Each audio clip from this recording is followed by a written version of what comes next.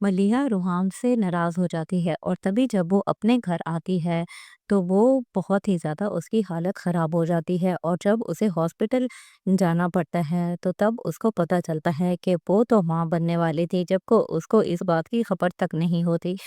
तब डॉक्टर उसका ट्रीटमेंट करते हैं और उसकी हालत थोड़ी-सी बेहतर होती है। तभी उसके शौहर को जब कॉल की जाती है तो वो भागा-भागा हॉस्पिटल जाता है और कहता है कि मलिया तुम इधर कैसे पहुँची? तभी उसे डॉक्टर बताती है कि आपके लिए खुशखबरी है, ये फाइनली माँ बनने वाली है और तभी वो मलिया को बोलता है कि तुमने मुझे ये बात क्यों नहीं बताई? तो तब मलिया कहती है कि मैं तुम्हें कैसे बताती? तुम मेरे ऊपर शक किया था और अब भी तुम मेरे ऊपर शक कर रहे हो।